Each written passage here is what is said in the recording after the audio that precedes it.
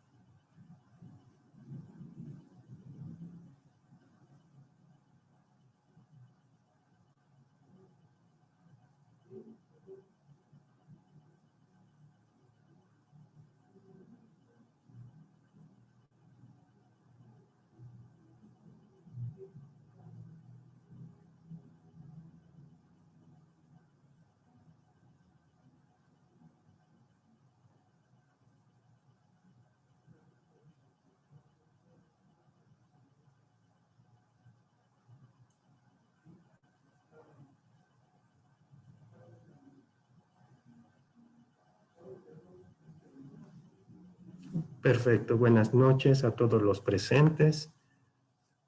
Ofrecemos una sentida disculpa por el retraso que hemos tenido en la transmisión del día de hoy.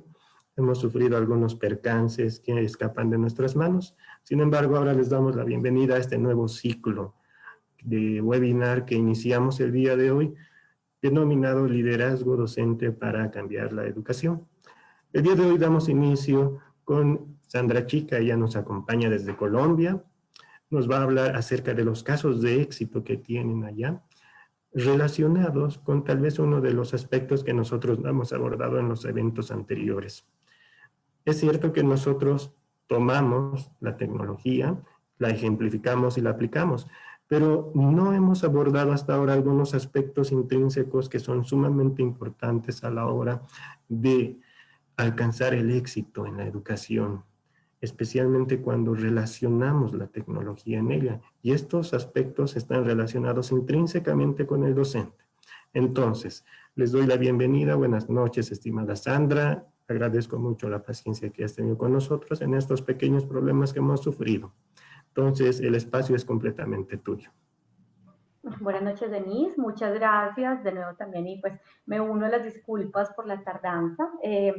Bueno, de nuevo, mi nombre es Sandra Chica. Estoy completamente agradecida de la invitación de tener la oportunidad de estar de nuevo compartiendo con ustedes. Gracias a Virtual Educa Bolivia y a los centros de capacitación de la universidad por invitarme. Creo que en este caso vamos a compartir sobre un tema que me gusta muchísimo, me apasiona muchísimo, y es el rol del docente. Y más ahora que creo que el papel y el rol del docente en este momento que estamos viviendo ha sido tan trascendental y hemos tenido diversos conceptos y diversas opiniones sobre lo que está ocurriendo. Bueno, sin más, me permito compartir mi pantalla un segundo para que podamos comenzar. Espero se vea. Está viendo. Espérenme un segundo por acá. Me confirman, por favor, que se vea mi pantalla. Bueno, entonces en este caso me invitaron a hablar de la importancia de la actitud del docente en el uso de la tecnología en educación. En este momento, más que nunca, hablar de innovación educativa se ha vuelto muy importante, pero sobre todo desde el liderazgo del maestro. Antes de comenzar, quiero contarles a los que no me conocen quién soy yo. Mi nombre es Sandra Chica, soy una apasionada por la educación. Tuve la oportunidad de comenzar mi vida laboral trabajando en educación. A pesar de no ser educadora de formación, soy ingeniera administradora, tengo una maestría en economía con énfasis precisamente en economía de la educación, pero tuve la gran suerte, yo lo llamo así, de hacer mi práctica profesional en la Secretaría de Educación de mi ciudad, la Secretaría de Educación de Medellín, Colombia, y ahí desde ese día que comencé, nunca he dejado de trabajar en el sector educativo, he tenido la oportunidad de estar en el sector gobierno, en el sector privado, como lo estoy ahora gerenciando una compañía, pero también en el sector ONG, siendo directora para Latinoamérica Virtual Educa y directora para Virtual Educa en Colombia. Precisamente la imagen de la mitad es una conferencia que compartí con ustedes en Bolivia, en Sucre, en un Virtual Educa regional. Entonces, como ven, llevo más de 12 años trabajando en educación, por eso es un tema que me apasiona muchísimo. Bueno, siempre comienzo algunas de mis presentaciones con esta imagen. Esta imagen es solo para que entendamos un poco esos procesos que hemos pasado como humanidad. Digamos que a lo largo de los tiempos hemos vivido unos hitos denominados revoluciones industriales. Y cada una de esas etapas de la historia ha estado marcada por un hito específico. Entonces hemos hablado que la primera revolución industrial estuvo marcada, o el hito que lo define, que todos nos recordamos del colegio, es la creación o la invención de la máquina de vapor. En la segunda revolución industrial aparece la electricidad, aparece todo el tema de automatización de procesos. En la tercera, que digámoslo así, no es muy lejana, estamos hablando de la aparición de los equipos de cómputo, de la aparición del Internet, que fue una gran revolución para todos, una tecnología que nos cambió la vida por completo. Pero ahora, maestros, estamos hablando de una cuarta revolución industrial. Y esa cuarta revolución industrial está demarcada precisamente por tecnologías exponenciales, tecnologías que muchas veces, si lo pensábamos hace 10 años, parecían de ciencia ficción, pero que ahora están con nosotros en el día a día, como es el caso del Internet de las cosas en nuestros celulares, como es el caso de la inteligencia artificial, del Big Data, del blockchain, de un montón de tecnologías que han estado apareciendo. Bueno, en este caso es importante entender cómo este mundo que vemos aquí a la izquierda es un mundo completamente tecnológico con grandes retos y con grandes desafíos. Pero vamos a nuestro lado, a lo que nos importa, a lo que trabajamos día a día, los que estamos acá reunidos, y es nuestra educación. Vemos cómo, digamos que hay una gran brecha, se ve una imagen completamente contradictoria, diferente. Nuestros países, es el caso de Colombia, es el caso de Bolivia, porque lo conozco, tenemos una población bastante rural, donde hablar de esas tecnologías, ahí sí suena utópico, no hemos llegado hasta allá. En algunas de nuestras escuelas ni siquiera ha llegado la segunda revolución industrial. Nosotros tenemos escuelas en nuestro país que no tienen electricidad, que no tienen energía eléctrica. Tenemos además escuelas que la tercera no ha llegado, no tienen equipos de cómputo, no tienen internet. Pero nos estamos exigiendo, y nuestro mundo ya está hablando de una cuarta revolución. Entonces aquí vemos una gran brecha. Y además hay grandes barreras que hacen que todo esto no llegue a la educación, y menos en entornos rurales, aunque también lo vemos en entornos urbanos, donde muchas veces no tenemos estos beneficios. ¿Cuáles son esas barreras que identificamos? Primero, la tecnología es costosa. En la mayoría de casos, llevar tecnología a todas las aulas de clase, a todos los estudiantes, sale costoso, no solamente para los gobiernos, sino para todos. Segundo, hablamos de una falta de apropiación de ciertos maestros, de algunos maestros, digamos que, y no es culpa de los maestros, digamos que yo soy muy crítica de lo que en Colombia llamamos las licenciaturas, o sea, donde se forman los maestros, porque apenas nos estamos dando cuenta de la importancia de formarlos en competencias digitales para cuando salgan tengan toda esa capacidad para aplicarla en el aula de clase. Tercero, digamos que algunos programas de gobierno llevan tecnología, forman a nuestros maestros, pero cuando están en el aula, quedan cortos en términos de herramientas, recursos pertinentes, contenidos contextualizados. Entonces ahí nos hacemos cortos. Y por último, esto se vive en todos los entornos, creo que la pandemia los vislumbró muchísimo, y es la falta de conectividad. Definitivamente pensamos que todos estamos conectados y no es así. En las zonas rurales esto se ve mucho más fuerte, entonces la conectividad también es un gran reto que tenemos en este momento. Y bueno, sumado a todo esto, a todas estas barreras, vemos acá estos pequeños iconitos que nos representan lo que estamos viviendo ahora. Y es que, digamos que teníamos estos grandes retos, pero se acaba de sumar uno nuevo. Es que nos llegó una pandemia, y una pandemia que nos ha obligado a cambiar completamente nuestra realidad educativa y a poder buscar herramientas y a poder buscar soluciones para dar continuidad a nuestros procesos educativos. Bueno, entonces ahora comencemos a hablar. Por ejemplo, entonces en esta pandemia, ¿qué hemos pensado? ¿Cuáles son esos trabajos que nosotros podemos decir que son importantes o que se han vislumbrado? ¿Cuál es el trabajo más importante del mundo, por así decirlo? Los docentes, los médicos.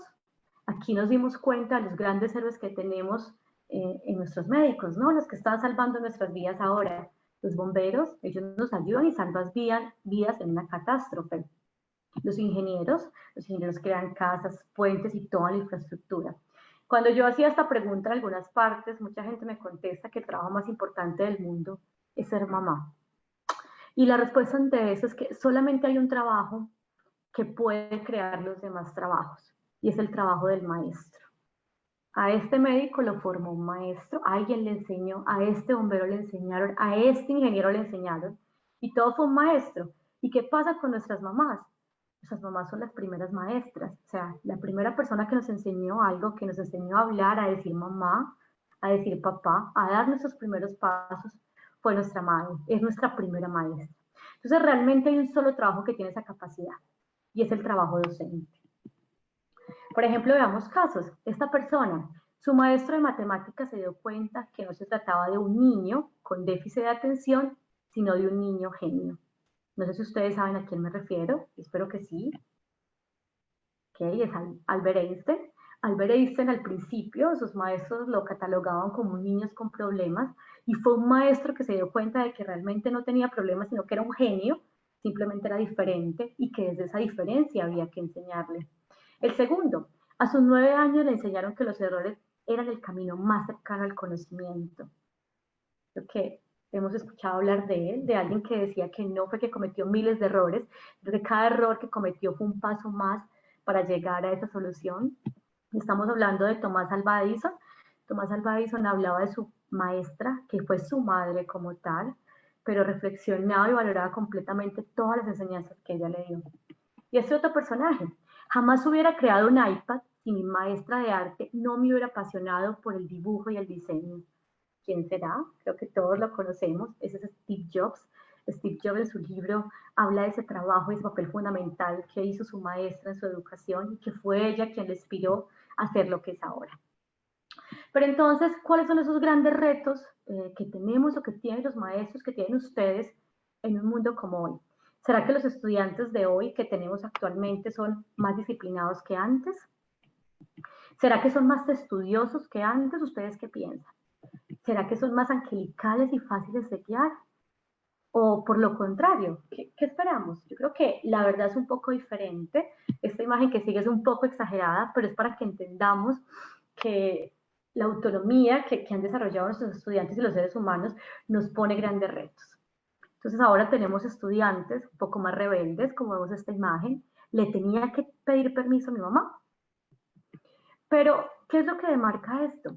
Ahora el conocimiento, digámoslo así, que no podemos entender que el conocimiento lo tengamos nosotros. El conocimiento no lo tenemos como maestros, no lo tienen ustedes. Antes así era, antes cuando la tecnología no estaba, la persona que tenía todo el conocimiento eran los maestros, eran los libros, pero ahora el conocimiento está a un clic y nuestros estudiantes son lo que hemos denominado nativos digitales. Ellos están completamente inmersos en la tecnología y puede ser de la tecnología la más básica. Hablamos de que en zonas rurales no hay conectividad, es cierto, pero hay televisores y eso los hace estar adentro o estar en un entorno completamente dinámico, con imágenes, con sonidos, con videos. El celular, digamos que ellos están completamente en entornos mucho más digitales e interactivos. Y aquí viene el gran reto que tenemos como docentes. Voy a compartir este video, es un video de una de mis caricaturas favoritas. Obviamente, yo siempre que lo pongo digo hay que tomarlo con pinzas porque siempre es una crítica, o sea, esa caricatura critica de una manera muy particular los diferentes temas que aborda. Espero que lo escuchemos, ya se lo voy a poner. Every day she takes the morning bath, she wets her hair, wraps a towel around her as she's heading for the... Ahora Edna recuerda, si le enseñas una cosa a un niño, el día habrá sido un éxito. Ahora, niños. ¡Niños! ¡Niños! ¡Por favor, presten atención! Hola. Llamada entrante. ¡Ay, hola! ¡Son niños! ¿Para qué necesitan celulares? Seguridad. ¡Emergencias! ¡Seguridad! ¡Educación! ¿Podrían ponerlos en vibración?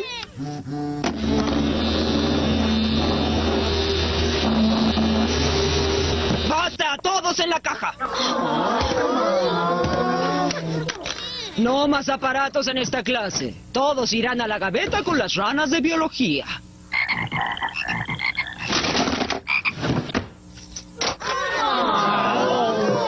Está bien, la desafiamos. Enséñenos usando solo lo que hay en su cabeza. Escuchen, niños. Mi nombre es Zachary Bong. Recibí mi maestría en educación en la Universidad de Tufts y son mi primer grupo. ¿Una maestría en Tufts? ¡Genial! Si hay textos, entonces ¿para qué hablar? ¡Nuestros celulares! ¡Nuestros equipos! ¡Mi calculadora de propinas! Tarea, 20 minutos en Twitter. ¡Wow! Ese texto valió los 15 centavos que me costó recibirlo. Isaac habló por Skype y hizo un blog de ortografía y se hizo nuestro amigo en Facebook. Creí que estudiaban los debates Lincoln-Douglas. Las guerras entre el hombre L y el perro D. Ay, no. Me alegra que tengan un suplente que los estimule, pero me preocupa la señora Crabapple. Ah, descuida. Oí en el patio de juegos que se Ahora, encuentra ¿quién bien. puede decirme qué era la doctrina Monroe? Así es, hijo. ¿Qué son estos? Son caritas sonrientes. La señora Crabapple las ponía en nuestras tareas como recompensa por un buen trabajo. Ah, sí, pues mi salón de clases no tiene papel, miren. Pero estos solo son signos de puntuación sin sentido. ¡Ay, qué fabuloso! Pero tenemos a Zack. Mira el estupendo video que me envió por correo electrónico. Miren, niños, todos los múltiplos del 7.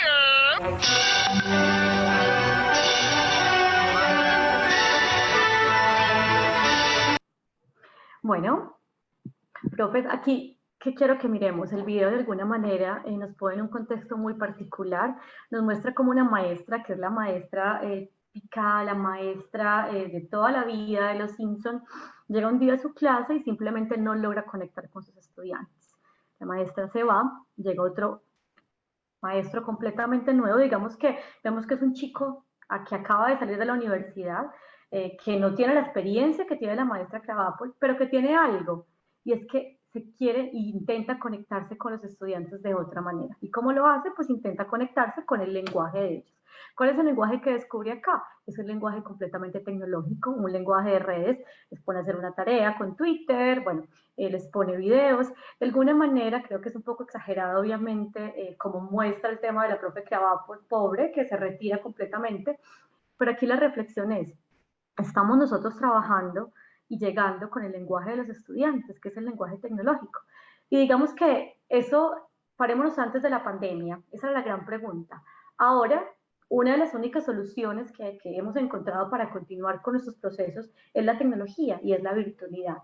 Pero ya que utilizamos la virtualidad, el estar conectados así, realmente soluciona que nos conectemos y estemos hablando el lenguaje de nuestros chicos y que los estemos motivando y enganchando con nuestras clases.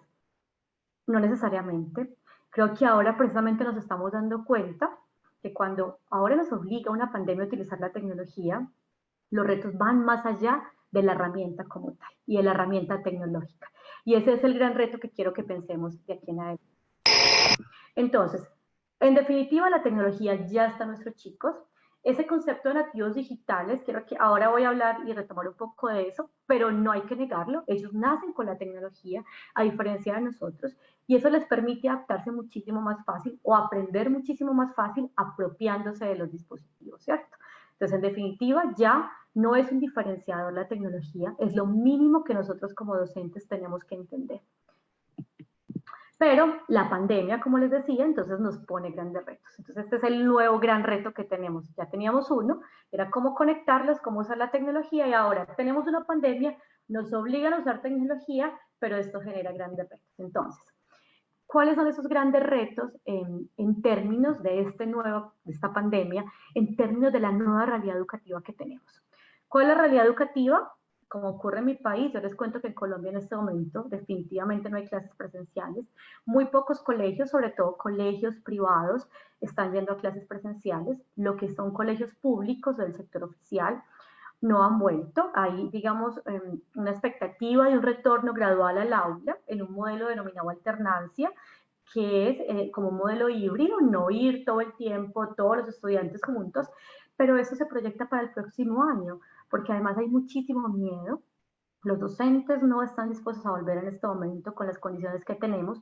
Los estudiantes, o más bien los padres de familia, tampoco han querido enviar a sus hijos a las aulas. Entonces, realmente tenemos una nueva realidad educativa. Y nuestros procesos están siendo completamente o virtuales o de aprendizaje en casa a través de otros formatos. Pero, ¿qué retos nos tiene esto? Y hay muchos retos. Aquí les señalo algunos. Retos sociales. Que hay una diapositiva, perdón, una imagen, es tipo caricatura. Es más seguro quedarse aquí afuera. La pandemia y el hecho de estar en casa denota un gran reto social que acá, precisamente en Colombia, las cifras de maltrato y violencia intrafamiliar han aumentado completamente. El estar encerrados, el que ahora nuestros chicos estén en casa, el que ahora esto nos ha mostrado un gran reto social y es la violencia intrafamiliar. Entonces, entendamos o pensemos, ¿qué va a aprender un estudiante que está en su casa y lo único que ve es a sus padres peleando? ¿Será que es muy fácil para él aprender? Esto es triste, pero han aumentado, digamos, los índices de embarazo adolescente. Lastimosamente tiene que ver mucho con esto. Muchísimas niñas son ultrajadas por sus mismos padres, padrastros, hermanos, tíos. Y en Colombia, no sé qué pasa en Bolivia, pero en nuestro país esto se ha visto en aumento, tristemente.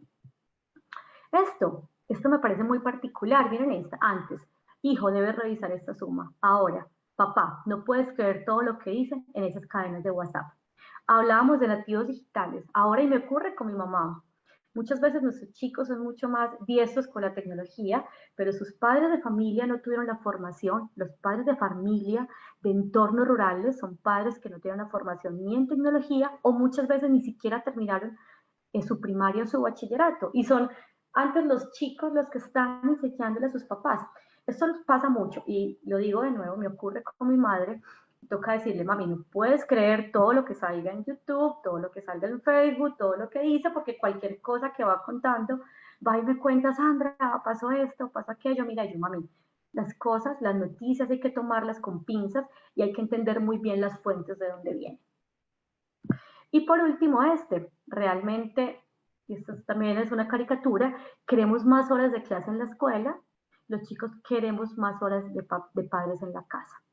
Cuando hablamos de cuarentenas y hablamos de trabajo en casa, es muy particular porque obviamente tenemos que mirarlo muy bien en qué contexto se da. Realmente en los contextos de bajos ingresos, los papás no pueden trabajar en su casa. No son padres que para trabajar tienen que ir, son padres del sector más bien productivo, personas que atienden en tiendas, y en este momento entonces los niños están solos en su casa, recibiendo educación sin ninguna guía más allá de su computador. Entonces, esta brecha se hace más fuerte en entornos de bajos recursos, donde los padres no pueden acompañar el proceso de sus hijos como estamos esperando o como esperan las instituciones educativas que ocurran. Ahora, tenemos otros retos tecnológicos, que además también se vuelven retos sociales. Primero, esta imagen es un poco fuerte, pero es cierto. No todos nuestros estudiantes tienen acceso a un equipo, a un dispositivo, a un computador. Muchas veces a duras penas pueden acceder al celular de su padre, y aquí volvemos, de su papá o de su mamá en la noche, cuando regresan a su casa. Conectividad, pues tampoco. Digamos que estamos esperando que todos nuestros chicos puedan acceder a clases virtuales, pero hay contextos donde eso no se cumple al 100% o con las expectativas que tenemos. Por último, que les estaba contando, ese acompañamiento que estamos esperando que reciban los niños de sus padres de familia. En este caso, como vemos acá, es una imagen de un video, entonces también estamos hablando de que, bueno, cuando no hay equipos, cuando no hay conectividad, nuestros gobiernos han optado por otros formatos, que digamos que no son malos, simplemente son los que necesitamos. En mi país, por ejemplo, muchos gobiernos de entornos rurales han optado por clases de televisión completamente, o sea, franjas completas de clases de matemáticas y lenguaje como áreas básicas para los niños, cartillas impresas, o sea, guías impresas que llevan hasta las casas porque realmente no hay manera de conectar a sus estudiantes. Y los más importantes, digámoslos, y de nuevo, la pandemia nos obligó a pensar en la virtualidad, nos obligó a pensar en la tecnología. Sin embargo, hay grandes retos pedagógicos. Vamos a Hablábamos de nativos digitales en nuestros estudiantes, pero ¿son nativos digitales? ¿Son alfabetas digitales? Yo considero que no. Son nativos de redes sociales, son alfabetas de redes sociales, pero muchas veces ni siquiera los propios estudiantes son capaces, y muchos maestros se quejan de eso, de adjuntar bien el correo, de acceder a la clase por Zoom. O sea, realmente nuestros chicos han sido muy diestros en estar en redes sociales, pero a la hora de medirse a entornos virtuales, desde un lado pedagógico o desde un lado de estudiar, no es tan fácil para ellos. Entonces hay que pensar en que ese nativo digital hay que tomarlo con pinzas, y también hay unos conocimientos que no tienen nuestros estudiantes o no estaban preparados para ellos, ¿cierto? Esta es una imagen que era muy famosa antes de la pandemia, esa imagen donde hablábamos de un profesor innovador, pero que realmente, ¿qué es innovar? Es tener y proyectar en una pantalla es hacer la misma suma, pero hacerla con una pizarra digital. Y eso mismo se da entonces al entorno virtual, ¿cierto? Aquí vemos una caricatura donde entonces alguien está hablando de que el profe es muy innovador porque graba con su webcam, sube un video, bueno, y porque dice simplemente que, o subraya ciertos textos cuando está transmitiendo por internet o cuando está transmitiendo sus clases. Entonces aquí hay un reto grande. ¿Realmente el reto es tecnológico o el reto es pedagógico? Yo creo que tenemos los dos, pero el primero es en el que nos estamos concentrando y muchas veces olvidamos el segundo. Ahora, esto yo creo que es algo que hemos hablado mucho tiempo, pero que ahora más que nunca se hace evidente. Y es que realmente tenemos que entender el cambio de paradigmas y de ciertos conceptos. Primero, el acto educativo. El acto educativo definitivamente ahora más que nunca tiene que cambiar y tiene que estar completamente centrado en el estudiante. El trabajo ahora mucho más que nunca debe recaer, o no debe recaer, su protagonismo debe recaer en el trabajo que haga el estudiante. Tiempo educativo. De alguna manera lo hemos hablado, pero ahora de nuevo, con el concepto de virtualidad, de sincronía o de asincronía, tenemos que entender que no todo el mundo aprende lo mismo a la misma hora y al mismo tiempo. Todos somos diferentes, además ahora más que nunca no todos estamos de 6 de la mañana a 2 de la tarde en una aula de clase escuchando al profesor al mismo tiempo, no. Ahora realmente el estudiante tiene muchos espacios, el estudiante muchas veces no puede asistir a las clases sincrónicas, sino que tiene que hacer las actividades a tiempo asincrónico. Entonces tenemos que entender que ese concepto tenemos que aplicarlo más que nunca y saberlo aplicar. Y por último, espacio educativo. Y esto más que nunca lo ha dado la pandemia, es decir, definitivamente no es estar en un espacio, el aprendizaje no es un lugar, es una actividad. El aprendizaje es ubicuo y se puede establecer desde muchos lugares, podemos encontrarlo en muchos espacios, en la casa, en la escuela, en el parque, en el celular, en las redes, en un juego, en diferentes espacios. Entonces tenemos que entender estos cambios de concepto ahora más que nunca y ver cómo va a tener aplicación en estos retos que tenemos como docentes.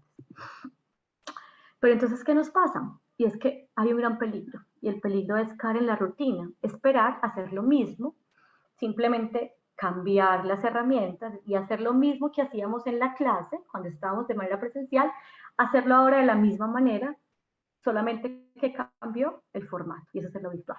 El peligro de caer en la rutina. Yo no sé si ustedes han escuchado, este video me gusta mucho. No sé si conocen la historia de Rómulo. Rómulo es un rinoceronte que sufre estereotipia. ¿Qué es estereotipia? Él estuvo casi 2 décadas encerrado en un espacio muy cerrado, en un zoológico de Sevilla, España, donde estaba amarrado y solamente podía andar en círculos. Cuando a él lo liberan por fin y lo llevan a un parque grandísimo, con más animales, con más espacio, el rinoceronte, muy particularmente, así ya no tuviera cadenas, así tú pudiera moverse por todo el lugar, seguía haciendo lo mismo. Seguía caminando en círculos. Es decir, seguía haciendo lo mismo a pesar de que ya tenía otras condiciones. Esto es denominado estereotipia y es lo que no nos puede pasar a nosotros. No podemos pretender hacer lo mismo simplemente cambiando el formato. Esto es lo que tenemos que entender. Pero entonces, profes, la respuesta a la tecnología. La respuesta a todos nuestros retos es la tecnología. Pues realmente yo siento que es el pensar como docentes cómo tenemos que innovar. Ahora más que nunca la respuesta es innovar o ignorar. Como dice Oppenheimer, innovar o morir. Pero entonces, ¿cuál es nuestro gran reto? Nuestro gran reto que tenemos ahora es transformar la experiencia educativa. Ahora más que nunca la experiencia educativa tiene que ser divertida, tiene que ser novedosa, tiene que ser retadora. Tenemos que entender que ahora es más difícil. No tenemos a los chicos sentados en un aula mirándonos, escuchándonos, no. Los tenemos detrás de una pantalla muchas veces o en sus casas porque no siempre vamos a estar conectados con ellos. Tenemos que buscar las maneras para engancharlos, para inspirarlos. Entonces, de nuevo, no solo tenemos retos tecnológicos, el gran reto que tenemos en este momento es pedagógico. ¿Y eso en qué se traduce? Que cuando estemos preparando una clase, maestros, cuando estemos preparando las temáticas, debemos pensar en los temas, debemos contextualizarlos, debemos tener temas pertinentes, que ellos entiendan algo que muchas veces hemos visto como los chicos se quejan de que lo que ven en su clase, lo que ven día a día, no tiene ninguna practicidad. Muchas veces dicen, ¿para qué aprendo eso si nunca lo voy a poner en práctica? Pues eso realmente ocurre porque muchas veces no hacemos ese enganche con contextualizar y volver pertinente esa temática, ponerlo en contexto. Ese es un gran reto que los invito a que trabajemos. Segundo, temáticas actuales. Cada vez que vamos a exponer de un tema, tratemos de buscar esa aplicación en alguna noticia, en un caso real. Eso hace que el estudiante conecte de una manera completamente diferente.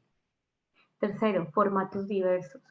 De nuevo, no pensemos que simplemente el estar o ser docente virtual es pararnos al frente de una cámara y dar la clase de la misma manera que la dábamos en el aula, o sea, dar una clase completamente catedrática. Hay muchísimos formatos que podemos utilizar. Entonces, tenemos videos, podemos utilizar recursos tipos videos, tenemos juegos, tenemos la posibilidad de actividades interactivas. Ahora más que nunca hay herramientas completamente gratuitas que podemos trabajar y que podemos utilizar para hacer nuestras clases divertidas, dinámicas, retadoras, diferentes. Tercero, esto es muy importante, no estamos presencialmente, estamos virtualmente, pero es importante nosotros buscar cómo, así como hacíamos discusiones o mesas redondas en el aula, cómo fomentamos la creación de espacios de discusión, de foros virtuales, cómo fomentamos o ponemos un tema para que todos estemos dando nuestra opinión, cómo logramos desarrollar y promover el aprendizaje, o más bien el razonamiento crítico, el criterio de nuestros estudiantes, tanto en primaria, en secundaria, como en educación superior. Esto tiene que estar y tiene que seguir siendo parte de nuestro día a día como docentes, construir ciudadanos críticos.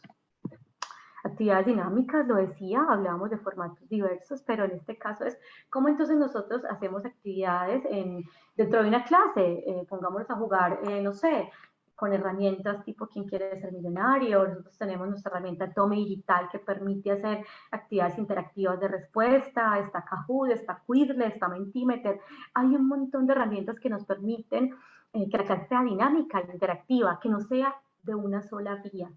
Uno de los grandes errores que tenemos al momento de una clase virtual es que se vuelve de aquí hacia allá, que los estudiantes ahí no son protagonistas, simplemente están recibiendo nuestro conocimiento. Cuando logramos que esa clase sea en dos vías, es una clase enganchadora, es una clase dinámica, es una clase que conecta con el estudiante. Una de las cosas importantes que me gustaría, aquí no lo puedo andar mucho, pero quisiera que ustedes se lo lleven y que puedan investigar sobre eso, es, bueno, hablemos de metodologías activas en el aula. Podemos en este momento tener una clase virtual, pero busquemos una clase que permita el desarrollo de aprendizaje basado en proyectos, de la aplicación de la ABP. Trabajemos por proyectos con nuestros chicos. Aprendizaje colaborativo. Hay herramientas que nos permiten hacer muros colaborativos, un Padlet, por ejemplo, Jamboard. Hay muchas herramientas que nos permiten construcción del conocimiento de manera colectiva. Esto también es algo que engancha muchísimo. Gamificación. Tratemos acá, en este caso los invito a crear nuestras clases a manera de rutas y cada vez que el chico llegue a un punto, démosle una insignia digital, nos podemos crear insignias súper fáciles, eso cada uno como docente lo puede construir y funciona muy bien. Miren que nuestros chicos están muy acostumbrados a los juegos digitales. ¿Por qué? Porque ellos realmente en ese juego sienten que son parte de algo, pero además ganan esas insignias, monedas, bueno, un montón de cosas que ganan en los juegos. Nosotros podremos hacer lo mismo con nuestras clases. Una de las herramientas, digamos, de la metodología activa, que creo que es ahora muy importante, muy utilizada y que creo que debemos utilizar más que nunca, es clase invertida, Flipped Classroom. Como tal, precisamente lo que estamos haciendo. Antes de la pandemia, cuando estábamos en el aula, era un gran reto aplicar esa metodología. ¿De qué nos habla la metodología de clase invertida? Es, de nuevo, darle la vuelta a la clase. Y es que nosotros esperamos que nuestros alumnos adquieran sus conocimientos, esos conocimientos teóricos o conceptos teóricos de manera autónoma. Es decir, parémonos antes de la pandemia, ¿qué esperábamos en una clase invertida? Esperábamos enviarles los conceptos, que ellos en su casa aprendieran de ellos a través de un video, de un documento o de un recurso digital que nosotros creáramos. Y cuando regresaran al aula, entonces ahí lo que hacíamos era resolver las dudas y poner un trabajo que pudieran realizarlo para hacer una práctica sobre ello de manera individual o colaborativa. ¿Qué pasa ahora? Ahora realmente creo que es una de las prácticas que más debemos tener en cuenta, porque no podemos negar que pretender que tengamos a los estudiantes conectados 6 horas diarias sincrónicamente, como estaban en el colegio, no tiene sentido, es desgastante. Está comprobado que que después de 20 minutos es muy fácil perder esa conexión con la persona que esté hablando en ambientes virtuales. Entonces la invitación es que ahora más que nunca apliquemos clase invertida. Esos conceptos, esos conocimientos que esperamos nosotros que los estudiantes adquieran. Entonces trabajémoslos a manera de recursos, sea documentos, sea ensayos, sea videos, sea infografías. Hay muchísimos recursos que podemos entregarles a ellos. Y luego en nuestros encuentros sincrónicos, sí logremos entonces resolver las dudas de nuestros chicos, perdón, de nuestros estudiantes o de nuestros chicos, ponerlos en un foro de discusión, entender qué fue lo que más fácil les pareció adoptar o lo que más difícil les pareció entender, pongamos una actividad colaborativa y de esta manera podemos trabajar una clase invertida con nuestros chicos. Aquí les dejo esta imagen la tomé de Aula Planeta, me gustó muchísimo porque hay casi 40 recursos que nos muestran disponibles para que trabajemos esta metodología de clase invertida en el aula. Entonces, aquí, ¿qué quiero que entendamos? Definitivamente la tecnología es importante, pero la tecnología no debe sustituir al maestro. Y por sí sola no la sustituye, porque realmente no lo puede hacer. La tecnología nos debe apoyar, nos debe potencializar como maestros, nos debe permitir dinamizar, personalizar nuestras clases, contextualizar el aprendizaje, acelerar los procesos. Una cosa importante, personalizar. Ahora lo decíamos, no todos los estudiantes aprenden al mismo tiempo, no todos aprenden al mismo ritmo y no todos aprenden de la misma manera. Y sea lo que la tecnología puede ayudarnos a hacer, es tratar de personalizar un poco y entender o agrupar a nuestros estudiantes de acuerdo a esa diversidad. Que con cada grupo podamos trabajar de una manera diferente. Ahora más que nunca, la tecnología nos ayuda a eso. Acá, digamos que, ¿cuáles son esos grandes retos entonces que tenemos en la área de innovación? Uno, que tengamos un aprendizaje significativo con nuestros chicos. Entonces ahora, recordemos, tenemos que buscar que el aprendizaje o que la enseñanza esté en contexto, sea pertinente. Hablamos de la tecnología, en el aula o fuera de ella. Tenemos que entender que la tecnología no es simplemente utilizar un computador y utilizar un Zoom, un Meet de Google, utilizar una herramienta de webinars, un Microsoft Teams, no. Tenemos que enganchar esto con una metodología, con una pedagogía detrás. Pero número uno, la prioridad de nosotros como docentes debe ser ayudar a nuestros chicos a encontrar su pasión. Debe ser inspirar a nuestros estudiantes. Recuerden que el rol nuestro ha cambiado, que debemos ser motivadores, debemos ser tutores y debemos ser guías. Y hoy más que nunca estamos llamados a eso. Quiero contarles un poco esto con una historia de la vida real, y es una historia de nosotros, de mi compañía, la compañía que dirijo, de Aulas Amigas, porque realmente el papel del docente acá, vamos a ver por qué se volvió tan importante y cómo definitivamente un docente puede ayudar a transformar vidas y a cambiarlas. Nosotros somos una compañía que diseñamos e implementamos proyectos de innovación educativa centrados en el maestro. Nuestro principal protagonista de nuestros procesos es el maestro. ¿Por qué? Porque entendemos todo lo que hemos venido hablando. Entendemos que es la persona que hace la diferencia en la educación. Y que por eso nosotros trabajamos para facilitar esa labor, para acercarle la tecnología, para acercarle herramientas y para acercarle metodologías dinámicas. Nuestro eslogan es Maestros que Inspiran. Creemos en el poder inspirador y transformador de los docentes.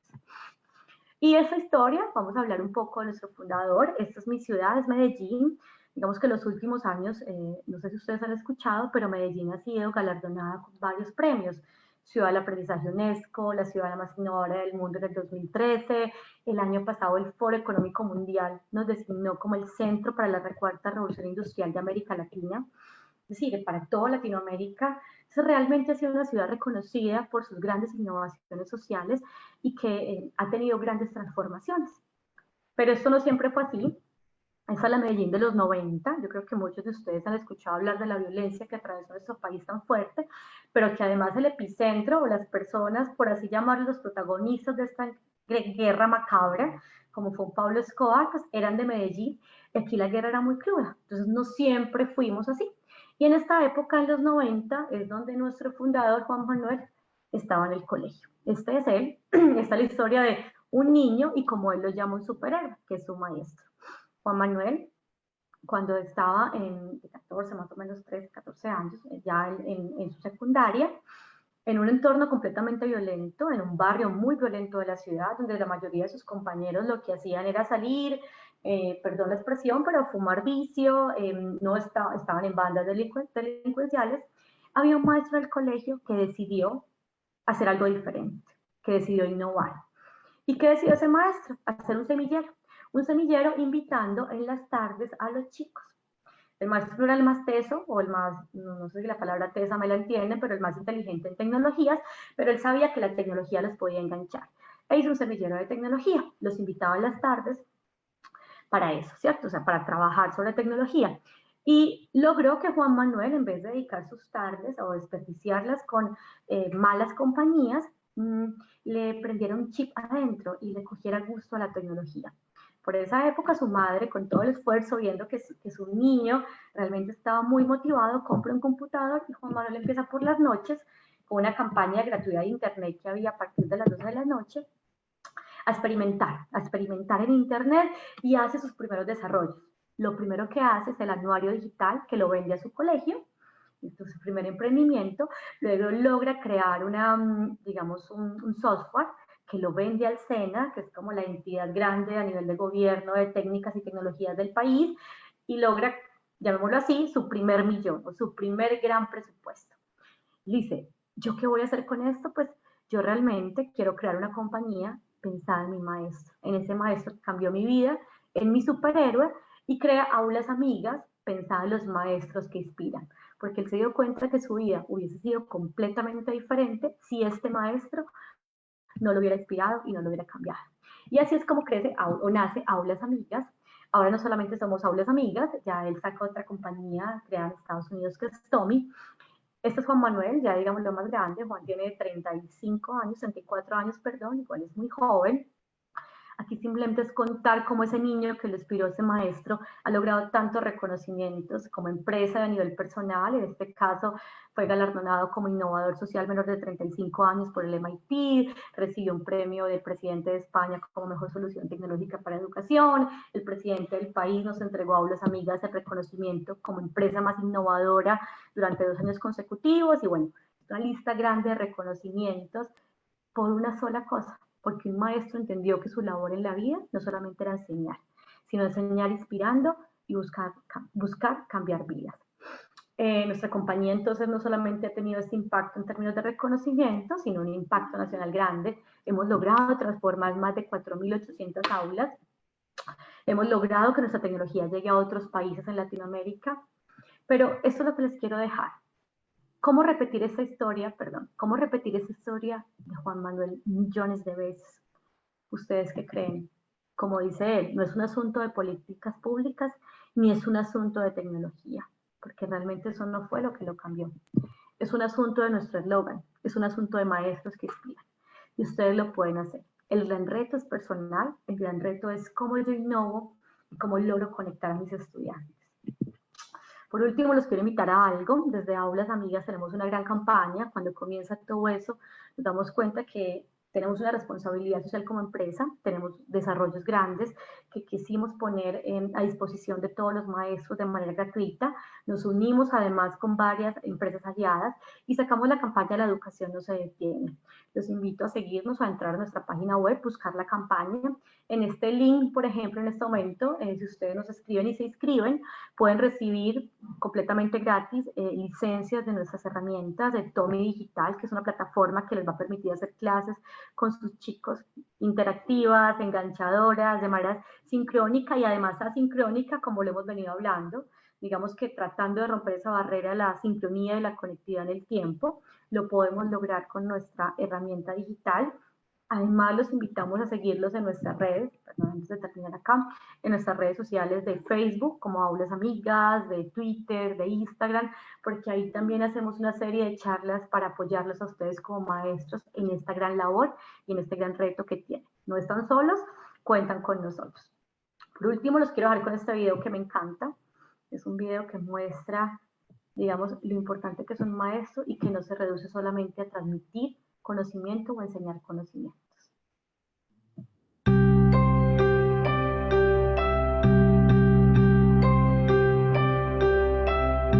I am who I am. I am who I am. I am who I am. I am who I am because I had a great teacher. A great teacher is a work of art. A great teacher is a key to success. A great teacher can change a life. A great teacher changed my life. Linda Bodie. Hunter Frost. Mr. Isaacson. Mr. Cohn. I learned that I didn't need to be like everybody else. I learned that everything is possible. I learned not to sweat the small stuff. I learned that you can approach knowledge with a sense of wonder and fun. I didn't learn how to speak Spanish, even though she was my Spanish teacher, but I did learn how to be myself. Mr. Isaacson, it's been a long time, but thank you. Anne-Marie Darcy, Craig Smith, thank you very much. Thank you, Hunter Frost. Mr. Glass, I thank you. Charlotte Pace, thank you. To each and every one of my teachers, thank you. Muchas gracias, Señora Flower. Te amo. Espero que les haya gustado. Este video me encanta porque cada uno de ellos muestra lo que aprendió. Y es que a pesar de que no aprendió a hablar español, como dice él, aprendió grandes cosas de su maestra. Bueno, qué rico haber estado con ustedes, qué rico haber compartido ese espacio. De nuevo, muchas gracias por la invitación. Espero les haya gustado y bueno, aquí tienen los datos de contacto, nuestras redes sociales para que nos sigan y estoy pendiente de cualquier pregunta, inquietud que tengan. Muchísimas gracias, estimada Sandra. Muchísimas gracias, estimada Sandra. Muy interesante participación que nos has expresado. Muy interesante participación que nos has expresado. Que de repente los detalles que te fascinan y que no son detallados, siempre son los aspectos relacionados a los docentes, los aspectos mostrados de manera muy exacta, que las cualidades que poseen nuestros educadores hacen la diferencia en nuestra educación, en nuestra formación y en lo que nosotros conseguimos en nuestra vida posterior a nuestra educación, casi siempre la básica, ¿no? Hablando de tal vez la etapa más importante en nuestras vidas. Quisiera compartir contigo un par de preguntas que nos han estado llegando en nuestras redes. Muy bien. Claro que sí, cuéntame. Una pregunta muy interesante. La iniciativa para la innovación debe venir del docente o debe venir de la institución, de la escuela, del colegio, lo que corresponda. ¿Qué crees tú? Bueno, yo siempre soy de las que pienso que la responsabilidad siempre debe partir de uno como ser humano, ¿cierto? Si realmente hay una responsabilidad grande a nivel institucional, digamos a nivel, vamos a ir desde arriba hacia abajo, a nivel de gobierno, o sea, entendemos que nuestros gobiernos deben tener políticas públicas que promuevan la innovación educativa, entendemos que las escuelas deben también promoverla y ahí yo siento que hay un gran liderazgo que deben asumir los directores o rectores de escuelas, los rectores escolares, asumir ese liderazgo pedagógico, porque un director no es administrativo, un docente o un director tiene que asumir ese liderazgo pedagógico. Sin embargo, como seres humanos no podemos estar esperando que si eso no ocurre, nosotros no hagamos nada. Y ahí está la gran diferencia. ¿Qué planteo yo? En una conferencia que tuve la oportunidad con ustedes de darles enseñado, les entregado algunas herramientas. Yo siento que así como cuando somos abogados, así como cuando somos ingenieros y estamos compitiendo en un mercado laboral privado, nos toca actualizarnos, nos toca ser los mejores, nos toca aprender herramientas para poder que nuestros trabajos continuar ahí. Eso mismo debería ocurrir en la labor docente. O sea, muchas veces el hecho de tener asegurado en nuestro puesto, se nos olvida un poco que tenemos que estar actualizándonos, y ahí tenemos que entender que es una vocación y que realmente es responsabilidad nuestra el actualizarnos. Y ahora más que nunca es muy fácil, digamos que hay herramientas como Coursera, hay herramientas como se me va se me va exactamente esta, pero hay un montón de universidades que dan cursos completamente gratuitos.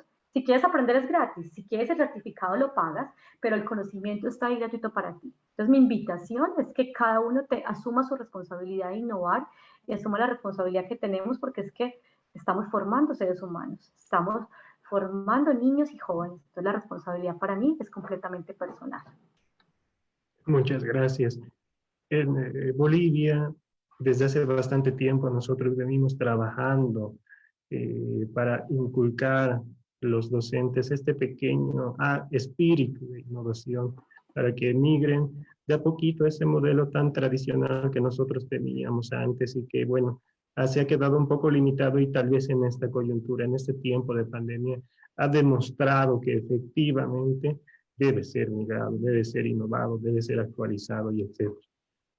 En este sentido, la siguiente pregunta que nos hacen llegar es: ¿el docente que innova se ahorra trabajo o aumenta su trabajo? ¿Qué opinas tú?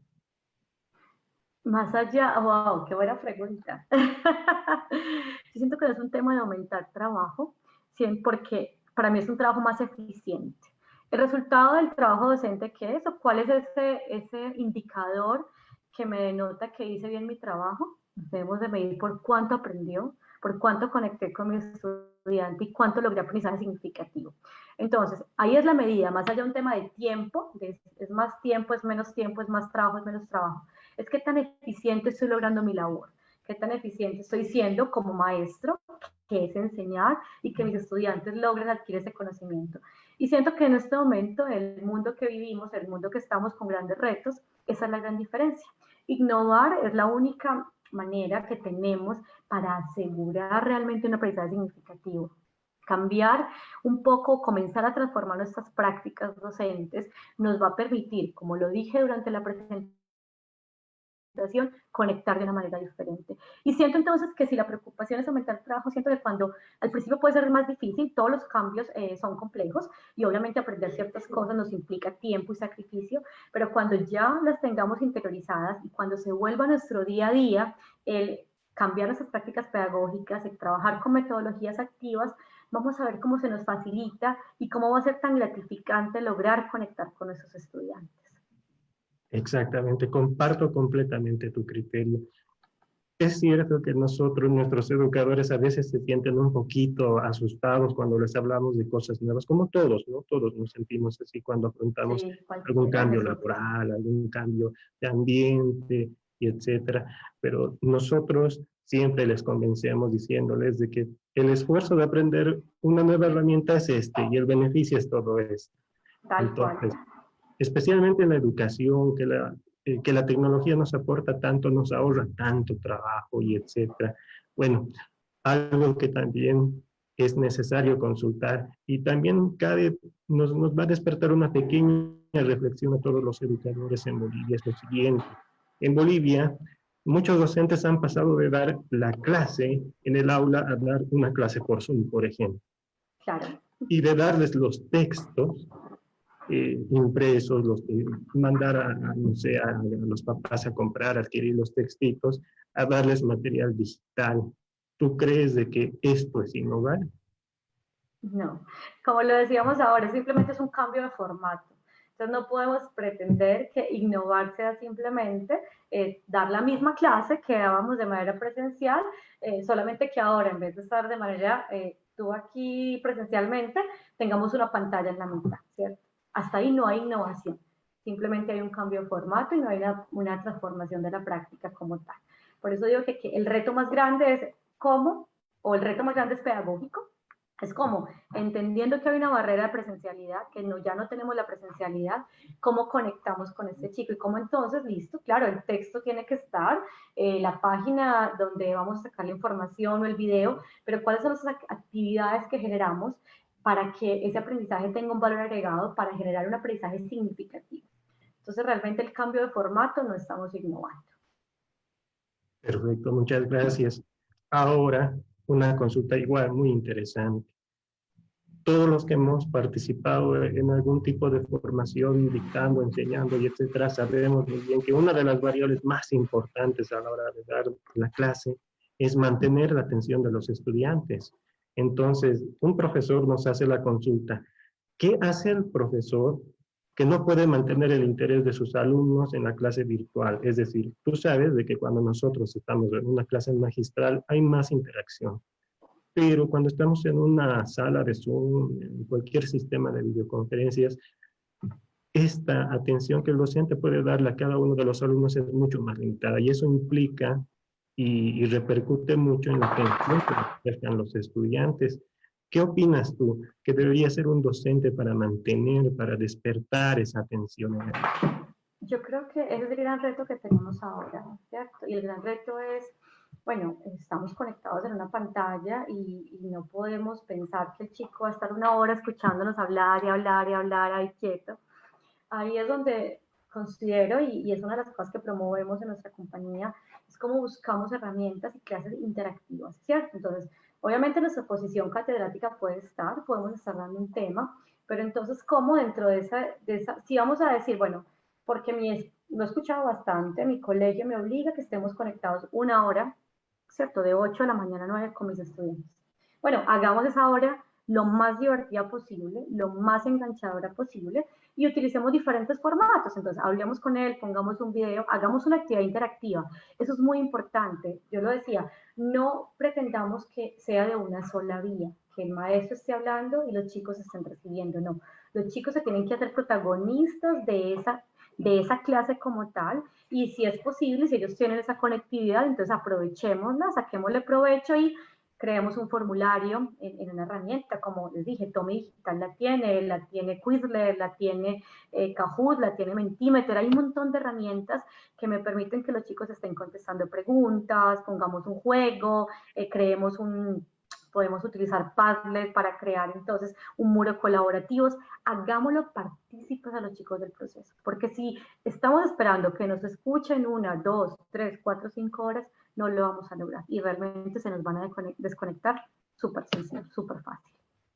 Perfecto, muchas gracias. Ahora, una inquietud un poco personal, en el sentido de que como nosotros los latinoamericanos compartimos un poquito ciertas características y etcétera, es importante saber cómo nuestros pares de otros países han afrontado este tiempo de pandemia. Nosotros sabemos que en Colombia la cuarentena, el tiempo de cuarentena ha sido mucho más débil. Las restricciones que han sufrido han sido mucho menores que las que hemos tenido en Bolivia. En Bolivia prácticamente hemos pasado todo el año en cuarentena y nuestras actividades se han visto modificadas radicalmente de la noche a la mañana. Entonces, tal vez quisiera consultarte cómo han innovado los profesores ahí en Colombia, en aulas amigas, en este tiempo de pandemia. Bueno, ha sido un gran reto, y cuando hablas de las restricciones tenemos que separar un poco, porque realmente el país tuvo una cuarentena muy fuerte, se comenzó a abrir, pero el sector educativo sigue cerrado, ¿cierto? Entonces el sector educativo, no sé, ¿ustedes en Bolivia ya están en clases presenciales? No, Acá tampoco. Nosotros, de hecho, sufrimos una situación incluso un poco más complicada porque el año escolar fue clausurado.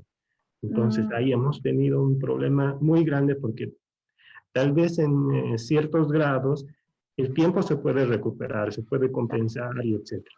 Pero en el caso del último curso de secundaria, el bachillerato, se han quedado ahí completamente desatendidos y su formación no ha sido completada y se les viene el tiempo de postular a universidades que tienen exámenes de ingreso y etcétera. Entonces, un poquito más complicado que la situación. Pero Liz, eso lo hace complejo, pero es similar, digamos, les contaba ahora desde el Ministerio de Educación aquí.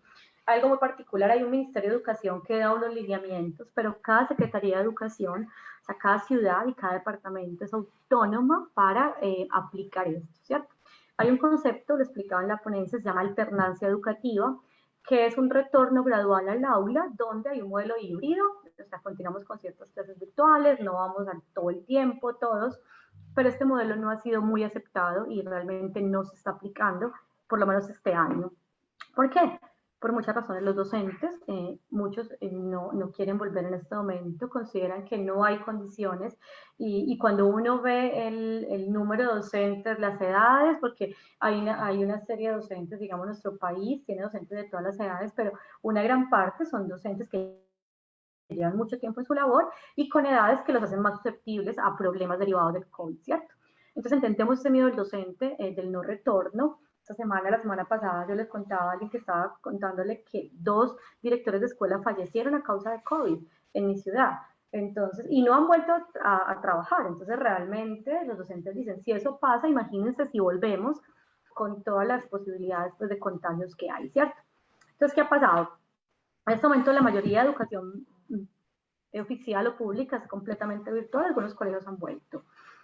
Hay grandes retos, entonces, en mi ciudad, puedo decir que mi ciudad es una ciudad que tiene muchos adelantos en mucho, digamos que es una ciudad que tiene buena conexión a internet, no todos los chicos lo tienen, pero sí lo hay.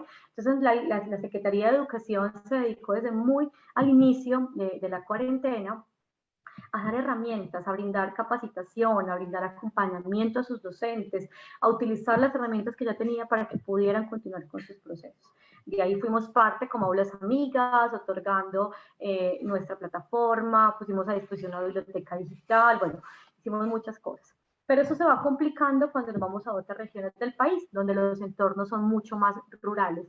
Caso del departamento, cuando nos vamos y nos alejamos de Medellín, dentro del departamento tenemos espacios a 5 horas o 6 donde no hay conectividad. Entonces ahí el reto es aún mayor, ¿cierto? O, de nuevo, la conectividad solamente ocurre en la casa cuando llega el padre de familia y puede tener su celular, que es lo único que está conectado, o tiene WhatsApp. Entonces ahí los profes han tenido que buscarse la manera de crear ese acompañamiento vía WhatsApp, o lo otro es programas de radio. Increíblemente se ha vuelto a programas radiales, radiales para la enseñanza, programas de televisión para la enseñanza, y esa ha sido como la mayoría de herramientas que se han utilizado acá en Colombia para poder hacerle frente a esos grandes retos. No es fácil, digamos que sabemos que hay, tú lo decías, retrasos, ¿cierto? En ciertos espacios.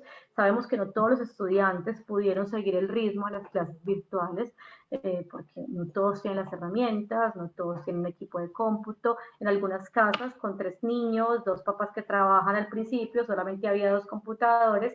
Imagínate tú cómo hacen para una clase virtual.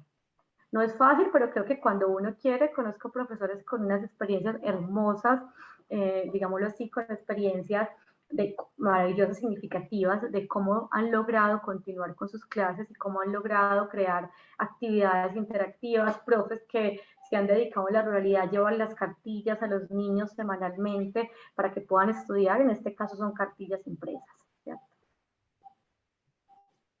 Qué interesante experiencia nos has contado. De hecho, es tal vez una de las características y situaciones que nosotros compartimos.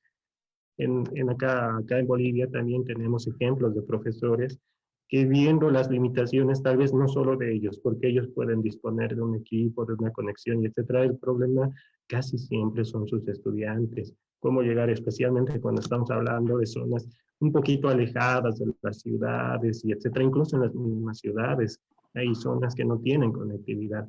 Entonces, ¿qué es lo que hacen los docentes? Innovan, se dan modos, y uno de esos efectivamente es poner un esfuerzo muy grande de sí mismos, imprimir las cartillas, los textos, e ir a dejarlos a sus estudiantes, y con ello acompañar un poquito la instrucción, ¿verdad? No solamente dejarles el texto, etcétera, sino compartir un poquito una guía, un tiempito pequeño, aunque sea, para instruirles acerca de eso.